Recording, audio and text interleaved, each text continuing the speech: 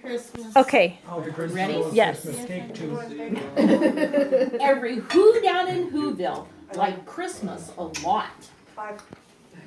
But the Grinch who lived just north of Whoville did not.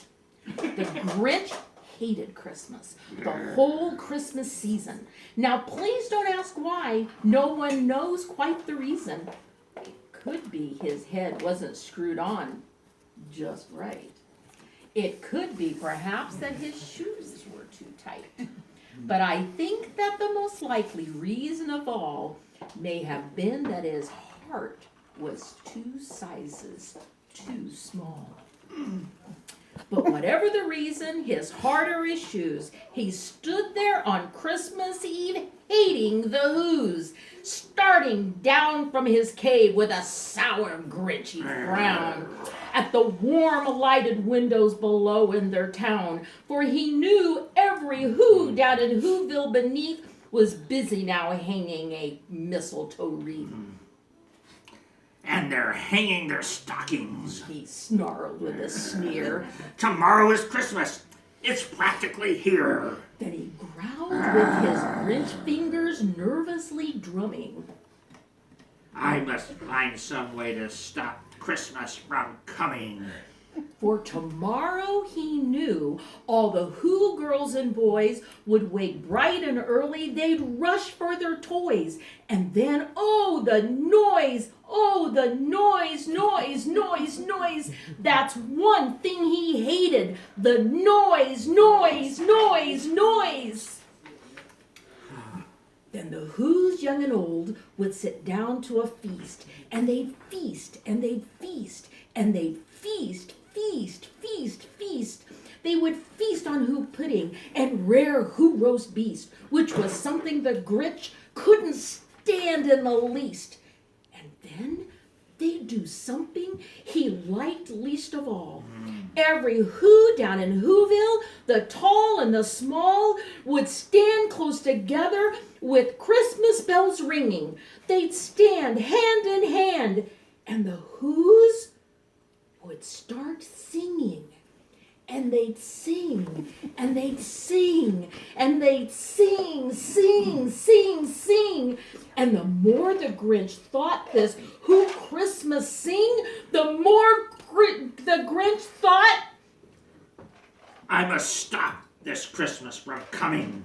But how?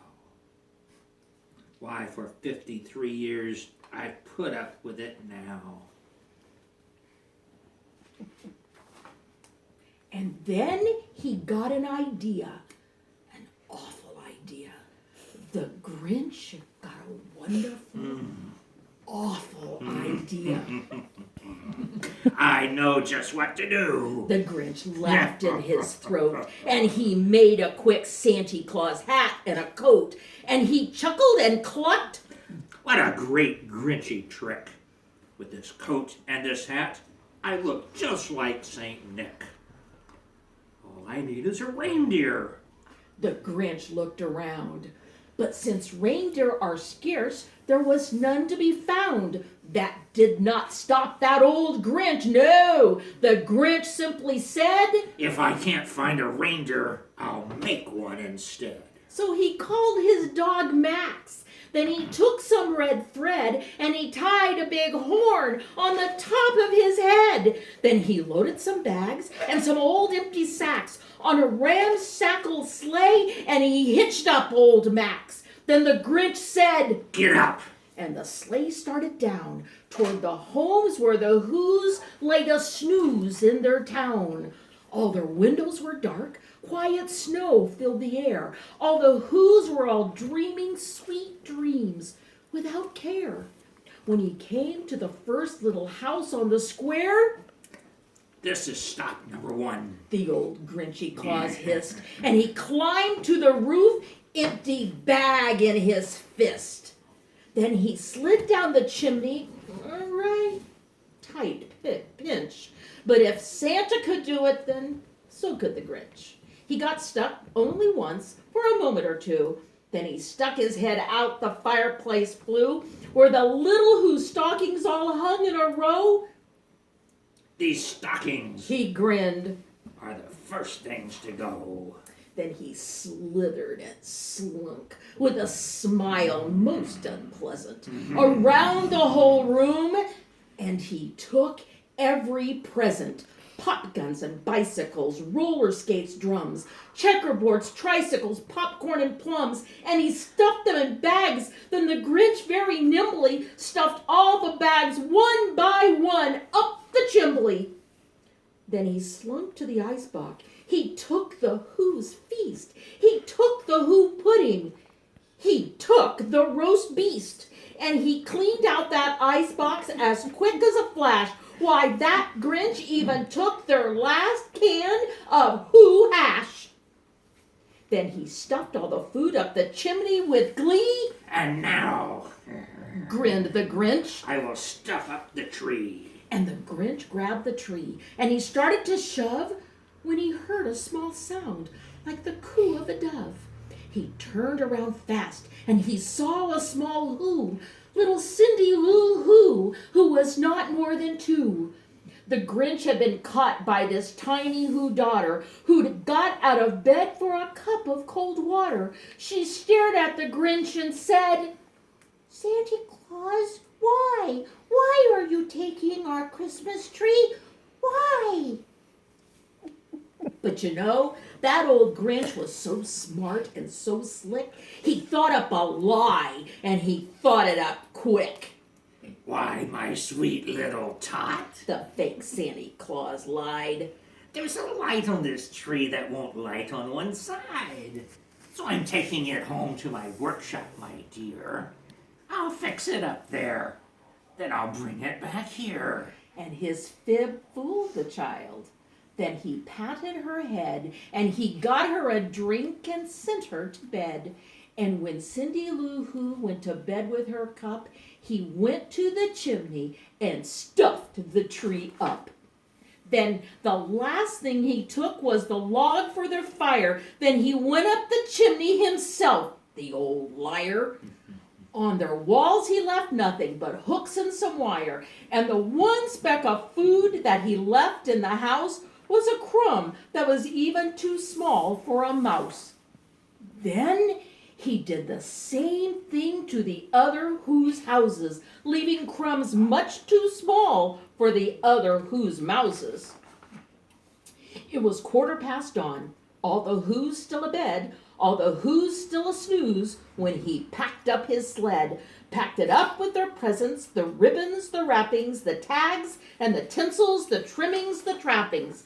3,000 feet up the side of Mount Crumpet.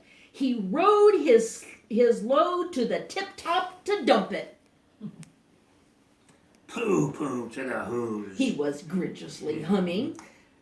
They're finding out now that no Christmas is coming. They're just waking up. I know just what they'll do. Their mouths will hang open a minute or two. Then the Who's down in Whoville will all cry boo-hoo. That's a noise Grinned the Grinch. that I simply must hear. So he paused, and the Grinch put his hand to his ear, and he did hear a sound rising over the snow. It started in low, then it started to grow. But the sound wasn't sad. Why, this sound sounded merry. It couldn't be so, but it was merry, very. He stared down at Whoville. The Grinch popped his eyes. Then he shook. What he saw was a shocking surprise. Every Who down in Whoville, the tall and the small, was singing without any presents at all. He hadn't stopped Christmas from coming. It came. Somehow or other, it came just the same. And the Grinch, with his Grinch feet ice cold in the snow, stood puzzling and puzzling. How could it be so? It came without ribbons. It came without tags. It came without packages, boxes, or bags. And he puzzled 3 hours till his puzzler was sore. Then the Grinch thought of something he hadn't before. Maybe Christmas He thought, doesn't come from a store. Maybe Christmas, perhaps, means a little bit more. And what happened then? Well, in Whoville they say that the Grinch's small heart grew 3 sizes that day. And the minute his heart didn't feel quite so tight, he whizzed with his load through the bright morning light. And he brought back the toys and the food for the feast. And he himself, the Grinch, carved the roast beast. Yay!